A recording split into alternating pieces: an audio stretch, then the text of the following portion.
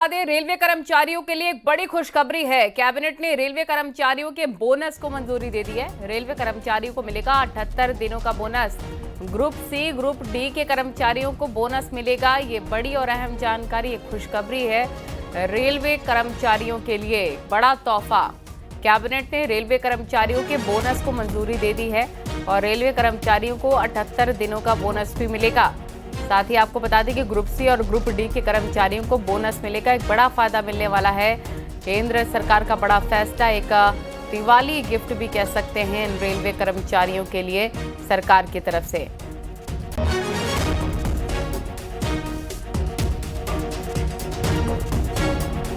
एक तरफ जहां आई लव मोहम्मद को लेकर घमासान जारी है, वहीं वाराणसी से साधु संतों ने आई लव महादेव का शंखनाद किया। पार्कों, घरों में आई लव महादेव के पोस्टर लगाए गए। काशी में सड़कों पर निकलकर साधु संतों ने आई लव महादेव का नारा लगाया।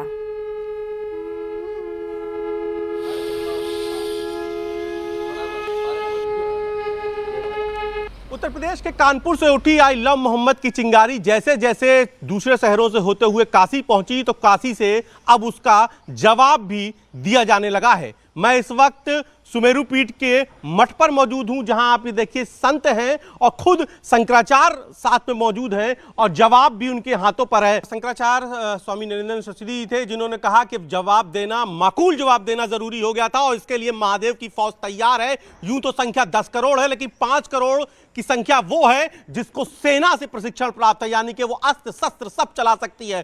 तो ये 5 करोड़ की फौज अब जवाब देगी आई लव मोहम्मद का, आई लव महादेव से। और बाकी अन्य लोगों के लिए, अपने जो भक्त हैं उनको भी ये कहा जाएगा कि आप कुछ इस तरीके से आप जवाब देने के लिए तैयार हो जाइए, क्योंकि अगर 30% लोग आई लव मोहम्मद निकालेंगे तो उनका कहना है कि 70% लोग जो महादेव के भक्त हैं वो आई लव महादेव के नाम से जवाब भी अब देना शुरू करेंगे। कैमरा पंकज सिन्हा के साथ उपेंद्र द्विवेदी, न्यूज़ 18 वाराणसी। तो आई लव मोहम्मद के मुद्दे पर शंकराचार्य स्वामी नरेंद्रानंद सरस्वती का बड़ा बयान सामने आया है। अगर 30 करोड़ आई लव मोहम्मद जुलूस निकालते हैं तो 100 करोड़ लोगों को आई लव महादेव का जुलूस निकालना चाहिए।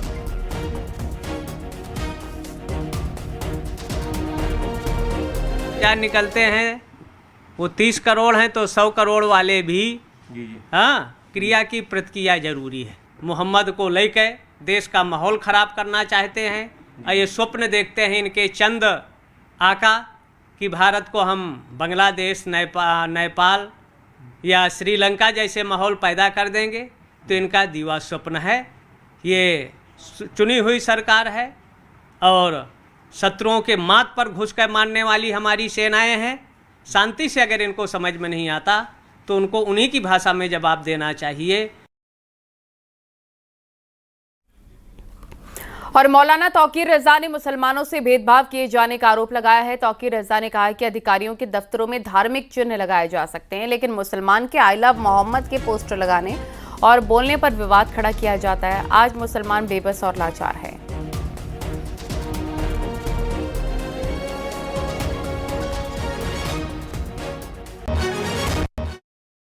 हमें मजहबी अपने मामलात की खुली छूट है, अपनी आस्था के मुताबिक काम करने की खुली छूट है।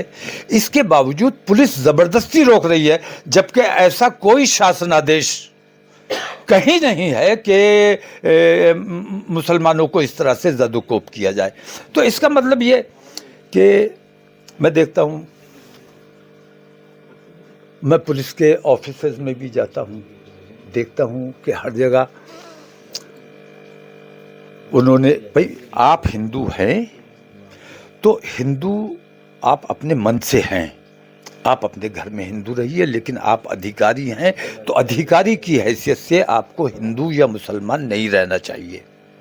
मैं डीएम के ऑफिस में जाता हूँ, देखता हूँ हर तरफ, हर कोने में एक हनुमान जी रखे हुए हैं। एक हनुमान से उनका काम नहीं चल रहा है। इधर देखिए तो हनुमान जी हैं, उधर देखिए तो हनुमान। तो ये क्या मैसेज देना चाहते हैं? और सीतापुर में आई लव मोहम्मद के नारों के साथ जुलूस निकालने को लेकर पुलिस ने बड़ी कार्रवाई की है। बगैर अनुमति जुलूस निकालने और भड़काऊ नारेबाजी करने पर पुलिस ने 15 नामजद सहित 100 अज्ञात लोगों पर एफआईआर दर्ज की। पुलिस ने 4 नामजद आरोपियों को हिरासत में लिया। बाकी आरोपियों की तलाश की जा रही है।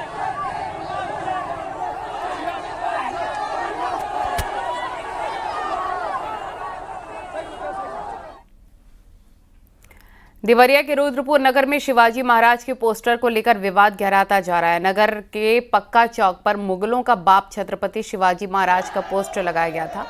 रात में इस पोस्टर को हटाया गया। पोस्टर हटने की जानकारी मिलते ही हिंदुवादी नेता छट्टे लाल निगम मौके पर पहुंचे। उन्होंने पोस्टर हटाने वालों के खिलाफ कार्रवाई की मांग को लेकर धरना प्रदर्शन किया।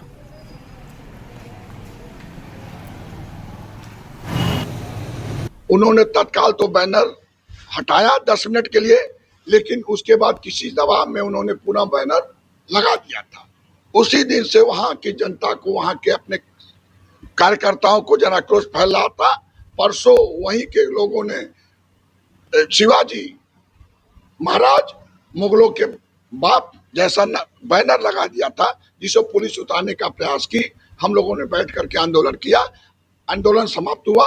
आज की रात पुनः हमको सूचना मिली, वहां के कार्यकर्ताओं ने बताया कि पुनः बैनर पुलिस ने उतार दिया है। मैं जाने का प्रयास किया पुराने चौक पे, तब तक हम लोग को पुलिस ने हमारे घर पे हाउस अरेस्ट कर लिया। मैं इस वक्त मौजूद हूँ रुद्रपुर तहसील क्षेत्र के चौक कस्बे में। यहाँ पर कुछ दिन पूर्व मुस्लिम धर्म के लोगों ने इस्लाम जिंदाबाद के पोस्टर लगाए थे। उसके बाद हिंदू समाज आक्रोशित हो गया। इसी चौक पे आप देख सकते हैं इन तस्वीरों में कि यहाँ पे एक बैनर पोस्टर लगाया गया जिसमें लिखा हुआ है मुगलों का बाप छत्रपति शिवाजी महाराज। हालांकि जिला प्रशासन ने देर रात इस बैनर को उतरवा दिया था, जिसके बाद हिंदू समाज आक्रोशित हो गया था। लेकिन एक बार फिर हिंदू समाज ने यहाँ पे मुगलों का बाप छत्रपति शिवाजी महाराज जैसा बैनर लगा दिया है। और यहाँ पर धरना प्रदर्शन के बाद लोग अपने घर तो चले गए हैं, लेकिन यहाँ पे भारी पुलिस फोर्स तैनात कर दी गई है।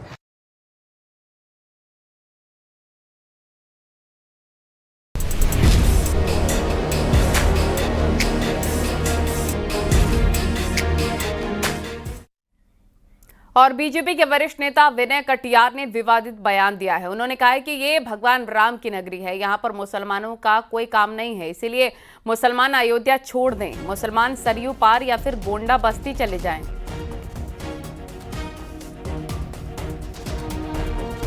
तो ये बड़ा बयान उनकी तरफ से। बीजेपी के वरिष्ठ नेता है विनय कटियार। उन्होंने कहा है कि मुसलमानों को अयोध्या छोड़ देना चाहिए, यहाँ पर अयोध्या में मुसलमानों का कोई काम नहीं है, मुसलमान सरयू पार या फिर गोंडा बस्ती चले जाएं। भगवान राम की नगरी में मुसलमानों का कोई काम नहीं, ये विनय कटियार की तरफ से बड़ा बयान है।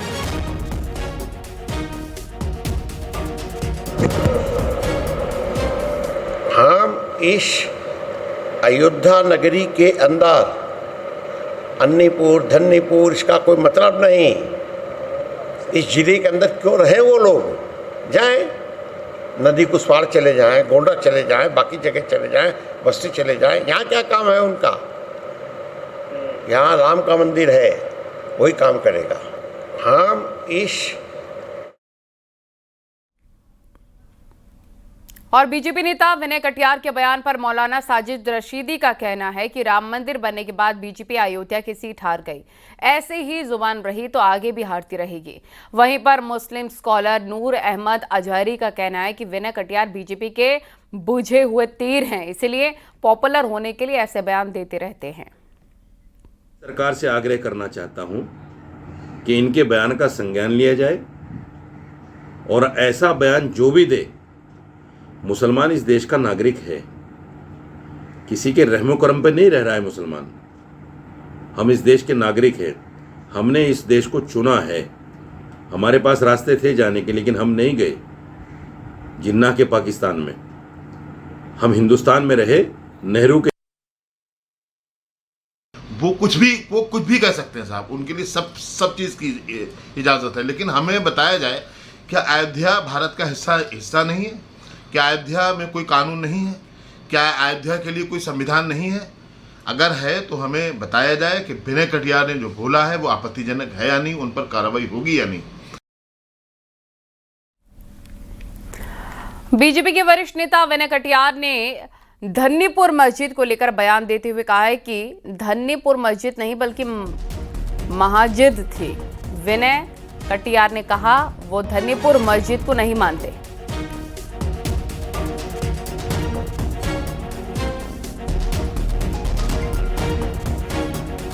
आपको सुनवाएंगे उन्होंने क्या कहा है, लेकिन आपको बता दें कि बैक टू बैक उन्होंने ये बड़ा बयान दिया है। धन्यपुर मस्जिद को लेकर उन्होंने बयान दिया है। उन्होंने कहा कि वो मस्जिद नहीं बल्कि महाजिद थी। क्या है उसका? वो महाजिद थी, वो महाजिद थी। इसलिए जो कहते हैं मस्जिद वहाँ बनेगी, कुछ नहीं बनने वाला है वहाँ, बेकार की बात है। और जो हमारे यहाँ भी कुछ लोग जो सोच रहे हैं कि मस्जिद बनवाते हो, उनको हम तनखैया घोषित कर देंगे। तो विनय कटियार के बयान पर अयोध्या में इकबाल अंसारी का कहना है कि धन्यपुर में पहले से कई मस्जिद मौजूद हैं, नई मस्जिद की कोई ज़रूरत नहीं। इकबाल अंसारी ने कहा है कि मस्जिद के नाम पर चंदा वसूलने की ज़रूरत नहीं है, मस्जिद की ज़मीन पर खेती होनी चाहिए। जिससे इंसानों को फायदा पहुंचे वही काम होना चाहिए। हम तो यही चाहते हैं उसमें खेती करें, जो अनाज पैदा हो इतने मुसलमानों की बात को बांटें। मस्जिद की ज़रूरत वहाँ है ही नहीं है, कोई एतराज़ भी नहीं है। हिंदुस्तान का मुसलमान उसके लिए मांग नहीं कर रहा है। हिंदुस्तान का मुसलमान चाहता है कि उस ज़मीन में खेती हो, क्योंकि मैं पक्षकार रहा हूँ। अयोध्या में जितने भी पक्षकार हो, किसी को जो है उस पर कोई एतराज़ नहीं। सरकार ने ज़मीन दिया है, उस पर खेती हो और उस पर जो अनाज पैदा हो इतने मुसलमानों को बांटा जाए। तो विनय कटियार के बयान का मंत्री ठाकुर रघुराज सिंह ने समर्थन किया है। मंत्री रघुराज सिंह ने कहा है कि दैत्यों के वंशजों का अयोध्या में रहने की कोई जरूरत नहीं है, अयोध्या राम भक्तों की जगह है। आदरणीय विनय कटियार जी बहुत सुलझे हुए बड़े नेता हैं, बहुत बड़े नेता हैं, और मैंने उनके साथ काम किया है, संगठन मंत्री के नाते, जिलाध्यक्ष के नाते भी काम किया है। वो व्यक्ति ने कहा है तो सही कहा है। उन्होंने इसलिए कहा है कि दैत्यों के वंशजों की वहाँ रहने की आवश्यकता नहीं। अयोध्या में राम भक्त लोग रहते हैं, इसलिए राम भक्तों को रहना चाहिए, दैत्यों को दूर रहना चाहिए, जिससे परस्पर विरोध ना हो। इसलिए उन्होंने सही कहा है, इसमें कोई बुराई नहीं है। आगे बढ़ते हैं। देवबंदी उलीमा मौलाना कारी इसहाक गोरा ने सालाना घुघाल मेले में मुस्लिम मर्दों और औरतों के शामिल होने पर ऐतराज़ जताया है और मौलाना कारी इसहाक ने मुस्लिम महिलाओं को इन मेलों से दूर रहने और देर रात तक मौजूद रहने को गलत बताया है। आपको बता दें कि सालाना घुघाल मेला हिंदू मुस्लिम के सद्भाव का मेला होता है, जो करीब 800 साल से चला आ रहा है। उन्होंने कहा है कि महिलाओं को मेले में देर रात तक मौजूद नहीं रहना चाहिए, ये गलत है। हमारे शहर में हर साल एक मेले का इनेकाद होता है और इस मेले में तरह तरह के प्रोग्राम्स होते हैं और ये खुद मेला पूरी रात चलता है और इसके प्रोग्राम भी पूरे रात मुनाकिद होते हैं। इस मेले की रौनक, बड़े अफसोस की बात है कि हमारे घर की ख़वातीन वहाँ पर जाती हैं, उन्हें कोई रोकने टोकने वाला नहीं है। हमें अपने तहजीब, अपने कल्चर और मजहबी उसूलों को याद रखना चाहिए और मजहबी उसूलों को ऐसे पेश कर कर दिखाना चाहिए कि आप यकीनन मुसलमान हैं। कि हमारे जीएसटी रिफॉर्म के बाद सीएम योगी ने लखनऊ के हजरतगंज में व्यापारियों से मुलाकात की है और सीएम योगी ने बचत उत्सव पर व्यापारियों और कारोबारियों से चर्चा की। दुकानों पर मौजूद व्यापारियों और ग्राहकों से भी सीएम योगी ने बात की। व्यापारियों ने सीएम योगी को शॉल देकर सम्मानित भी किया।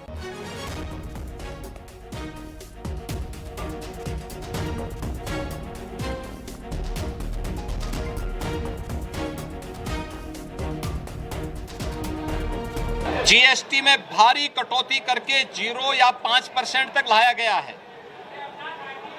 दीपावली के अवसर पर और इस पर्व और त्योहार के सीजन में ये जीएसटी का इतना बड़ा रिफॉर्म ये अपने आप में स्वागत योग्य है और हर तबके का व्यक्ति इस रिफॉर्म का स्वागत कर रहा है। जीवन रक्षक 33 प्रकार की दवाइयों को जीएसटी से पूरी तरह छूट कर दिया गया है। अन्य तमाम प्रकार के जो छूट दी गई है, इसका लाभ हर एक तबके को प्राप्त हो रहा है। स्वाभाविक रूप से इस रिफॉर्म का जो लाभ देश की अर्थव्यवस्था को मजबूती प्रदान करने, वर्तमान की चुनौतियों का सामना करने के साथ साथ महंगाई को न्यूनतम स्तर पर लाने में इससे मदद मिलेगी।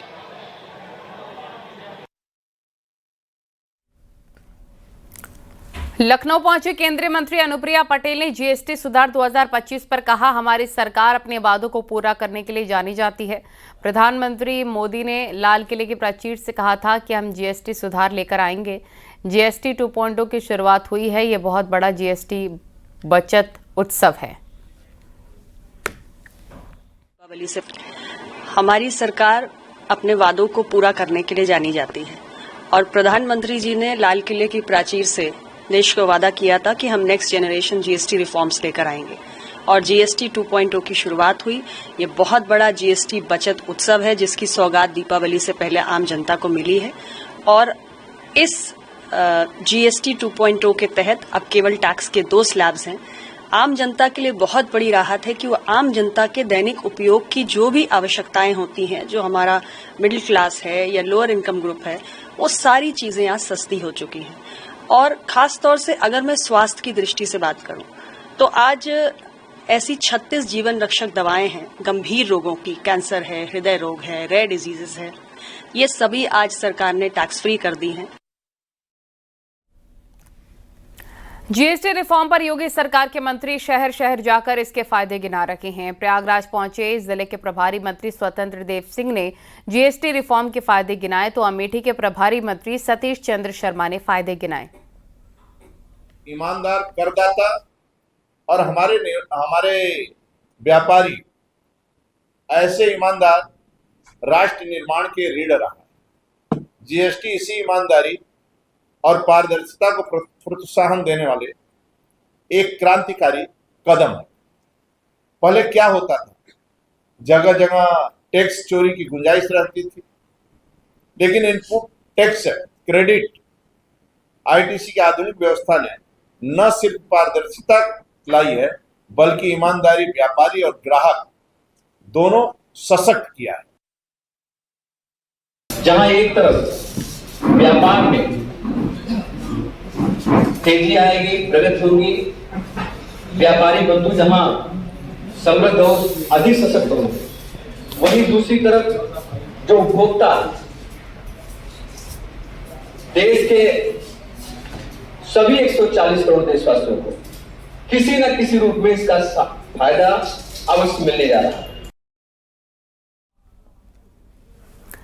और ग्रेटर नोएडा के एक्सपो मार्ट में कल से 29 सितंबर तक आयोजित होने वाले यूपी इंटरनेशनल ट्रेड शो 2025 की तैयारी जोर शोर से की जा रही है। कल PM Modi UP international trade show 2025 का उद्घाटन करेंगे। पीएम के आगमन को लेकर तैयारियां जोरों पर हैं। आज सीएम योगी प्रधानमंत्री के प्रस्तावित कार्यक्रम से पहले कार्यक्रम स्थल का जायजा लेंगे। शाम 5:35 पर हेलीपैड जीबीयू पहुंचेंगे सीएम। शाम 5:50 पर एक्सपो मार्ट पहुंचेंगे सीएम।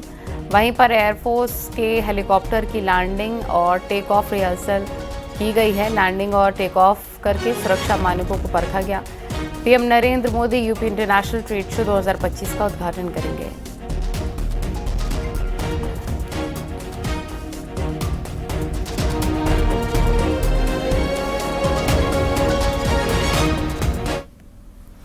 और ग्रेटर नोएडा में कल से इंटरनेशनल ट्रेड शो का आयोजन हो रहा है। मंत्री नंदगोपाल गुप्ता नंदी मौके पर पहुंचे। न्यूज़ 18 से बात करते हुए कहा, यूपी पहले बीमारू राज्य था, अब यूपी उत्तम और सर्वोत्तम बन रहा है। और क्या कहा उन्होंने, सुनवाते हैं आपको।